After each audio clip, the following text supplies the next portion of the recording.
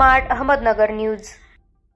काल अहमदनगर दक्षिण लोकसभा मतदारसंघाचे महाविकास आघाडीचे उमेदवार निलेश लंके साहेब यांच्या प्रचारार्थ देशाचे नेते आदरणीय शरदचंद्रजी पवार साहेब आणि महाराष्ट्र राज्याचे माजी महसूल मंत्री बाळासाहेब थोरात यांचा सत्कार करताना युवा नेते ग्रुप अध्यक्ष शंभूदादा मंडलिक व राहुल भाऊ वरे मित्र परिवारातर्फे सत्कार करण्यात आला।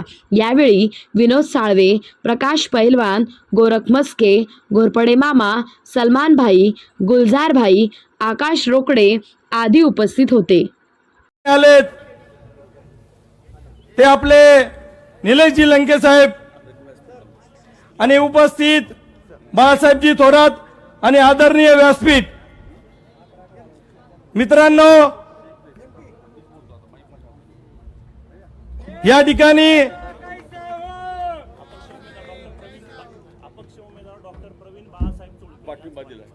अपक्ष उमेदवार बाळासाहेब प्रवीण योगिता प्रवीण लोळगे यांनी या ठिकाणी पाठिंबा दिलेला आहे। त्यांचं आपण मनापासून या ठिकाणी जोरदार टाळ्यामध्ये स्वागत करूया। या ठिकाणी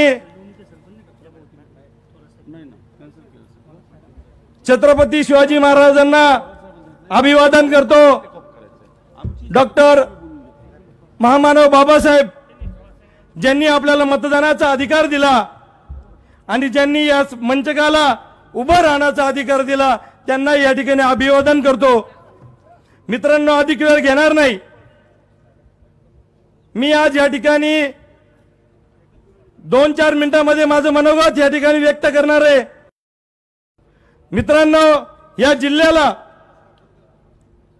ज्या ज्येष्ठ नेत्यांनी संस्कारित केलेलं आहे ते जिल्ह्याचे नेते स्वर्गीय भाऊसाहेब संधूजी थोरात असतील, स्वर्गीय विखे पाटील असतील, स्वर्गीय ढाकणे साहेब असतील, स्वर्गीय दिलीप गांधी साहेब असतील, त्यांचे संस्कार या जिल्ह्यावरती झालेले आहे मित्रांनो। परंतु आपण या लोकसभेच्या निवडणुकीच्या आपण निमित्ताने आपण बघत आहात, मी गेले 30-40 वर्ष साहेब भारतीय जनता पार्टीमध्ये काम करतोय। 2 मिनिटं प्लीज। माझं आयुष्य, माझ्या वडिलांचं आयुष्य आणि मानीच्या काळामध्ये जेलमध्ये गेले आम्ही ते कुटुंब। पण मागच्या 5 वर्षाच्या कालखंडामध्ये विद्यमान खासदाराने 5 वर्षाच्या कालखंडामध्ये जे काम केलं त्याबद्दल भ्रमनिरास झाला साहेब। आणि माझ्यासारख्या एका कार्यकर्त्याला असं वाटलं की आता आपण साथ कोणाची दिली पाहिजे। पक्ष बाजूला राहील मित्रांनो, माणूस म्हणून आपण या ठिकाणी श्री निलेशजी लंके ज्यांनी आपल्यासाठी त्याग केलेला आहे, त्यांनी आमदारकीचा त्याग केलाय आणि लोकसभेला उभे राहिलेत, त्यांनी निश्चित पद्धतीने तुमच्या माझ्यासाठी अग्निकुंडात उडी घेतलेले। आम्ही ज्या कालखंडात भारतीय जनता पार्टीचं काम करत होतो, स्वर्गीय मुंडे साहेब जनसंघाचा दिवा घरोघर लावा म्हणून सांगायला यायचे, आम्ही हापचड्डीवरती असायचो, ते राजाभाऊ जोरकर उभे राहायचे। मी त्यावेळेस पासून या संघाच्या मुशीत काम केलेला कार्यकर्ता आहे।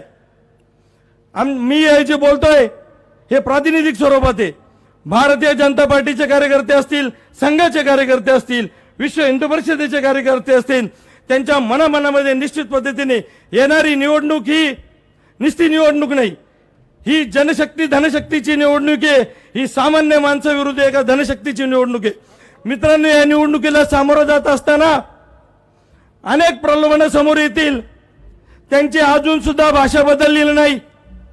प्रत्येक ठिकाणी गेलं म्हणतात की माझी यंत्रणा आहे। मित्रांनो, यंत्रणा म्हणजे तरी काय, याच्यापेक्षा मोठी यंत्रणा जगाच्या पाठीवर कोणतीच नाही असं माझ्यासारख्या कार्यकर्त्याला वाटतं। म्हणून येणाऱ्या निवडणुकीला नवीन चिन्ह आहे। आपल्याला घरोघरात माय बहिणीला आपल्याला सांगावं लागणार आहे, चिन्ह आपलं कोणतं आहे? आवाज आला नाही मित्रांनो, चिन्ह कोणतं आहे? यस। या ठिकाणी समोरचे लोक काय बाज आहेत, बनेलपणा अंगात पूर्णपणे 5 दशक सांगतात विकासाचं काम केलं। मी शेवगाव शहरामधील माझ्या विचारतो, शेवगाव शहरात जर एक घमिलं भरमुरून टाकलं असलं तर उद्यापासून मी त्यांचे पॉम्पलेट वाटायला सुरुवात करीन। एक घमिलं भरमुरून फक्त आपल्या स्वार्थासाठी तरी त्यांनी कमीत कमी गाव गाड्यामध्ये खेड्यामध्ये जायला पाहिजे होतं आणि मत तरी मागायला पाहिजे होतं, पण मत मागायचं नाही. कारण त्याचं कारण असं आहे, पैशाच्या जीवावरती आणि सत्तेच्या जीवावरती घराघरामध्ये उमेदवारी घ्यायच्या आणि 5 वर्ष आले की फक्त साखर डाळ वाटून जर दक्षिणेचं खासदार होता येत असलं ना साहेब, मी सुद्धा 4-2 एकर विकून पुढच्या टायमाला 10-10 किलो साखर आणि 2-2 किलो डाळ देईन.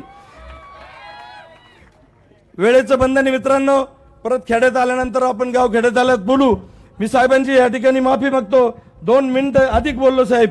पण येणाऱ्या काळामध्ये तुम्हाला मला दिवसाची रात्र करावं लागणार आहे. फक्त 10 दिवस राहिलेत. गाव खेड्यामध्ये जायचंय. आपलं माणूस तुतारी हे चिन्ह आपल्याला समजून सांगायचंय. आता कालच त्यांचं 1 सेकंद फक्त, कालच त्यांचं बनेलपणा समोर आलंय. निलेश लंके नावाचे एक उमेदवार घेऊन आलेत. त्याला असं चिन्ह द्यायचा प्रयत्न करतील आणि तुम्हाला आम्हाला फसवण्याचा प्रयत्न करतील. म्हणून या ठिकाणी अधिक न बोलता तुम्हाला मला तेल डोळ्यात घालून या ठिकाणी आपल्याला जागा राहायचंय. आणि येत्या 13 तारखेला आपला हा लोकशाहीचा उत्सव आपल्याला मोठ्या प्रमाणात साजरा करायचा आहे. आणि ह्याच पटांगणावरती आपल्याला 4 तारखेला गुलाल घ्यायला सगळ्यांना येतो, अशी मी या ठिकाणी भावना व्यक्त करतो. थांबतो. अधिक बोलल्याबद्दल मंचकाची माफी मागतो.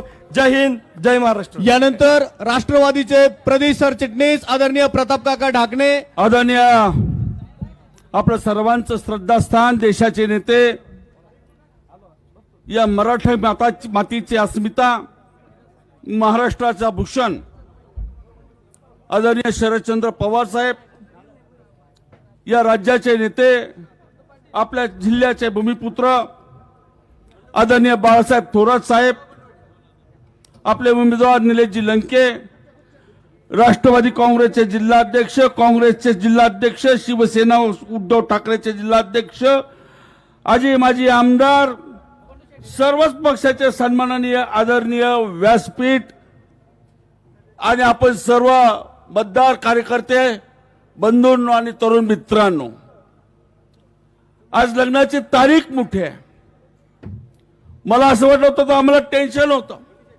भगवान बाबाचा नारळी सप्ताची समाप्ती पण आहे आणि मग एवढ्या संकटामध्ये मांडव भरतो की नाही भरतोय, पण आपण आमचा विश्वास सार्थ ठरला आणि हा मांडव संपूर्ण भरला. मी तुम्हाला मनापासून सगळ्यांना धन्यवाद देतो. अधिक बोलण्याची वेळ नाही. 5:15 5:30 पर्यंत साहेबांना निघायच्या पुढच्या सभेला आपण गणमेळावे केलेत मतदारसंघात. त्या ठिकाणी आम्ही सविस्तर भूमिका मांडू.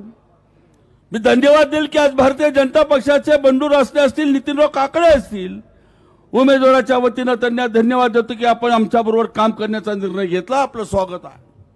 कम्युनिस्ट पक्षाच्या लोकांनी आपल्याबरोबर काम करण्याचा निर्णय घेतला. आप संघटना पदाधिकारी आपल्याबरोबर आहेत. शेतकरी संघटनेचे, स्वाभिमानी संघटनेचे कार्यकर्ते आपल्याबरोबर आहेत आणि आपल्या सगळ्यांना मनापासून धन्यवाद देतो. मी फार बोलणार नाही कारण साहेबांना आणि थोडा साहेबांना वेळ द्यायचा आहे. मी माफी मागतो. ज्या गणेश कारखाना हिसकावून घेतला आणि त्या भाषणाचं निमित्त झालं, त्या गोगरे ताई खरं तर इथं आमच्यासाठी भाषणासाठी आल्या होत्या, पण ताई माफ करा, पुढच्यासाठी तुमचा एक कार्यक्रम आम्ही भाषण आमच्या लोकांना ऐकायची इच्छा आहे. आज या ठिकाणी अशोकराव गायकवाड आहेत, रामदास आठवले गटाचे म्हणून ते प्रमुख होते, आज तेही आपल्या बरोबर आलेले आहेत. त्यांनाही धन्यवाद देतो. मी जास्त बोलणार नाही, एवढंच सांगेल. नंतर हे सांगा साहेब, आज मला माफ करा, मी फक्त 1-2 मुद्दा घेणार आणि थांबणार आहे. साहेब, तुम्ही 60 वर्ष राजकारणामध्ये सर्वोच्च स्थानिक काम करताय, पण साहेब तुम्ही चुकलात. तुमची चुकलात हे कोणी सांगितलं नाही, मी सांगू इच्छितोय. तुम्ही चुकलात. या देशातल्या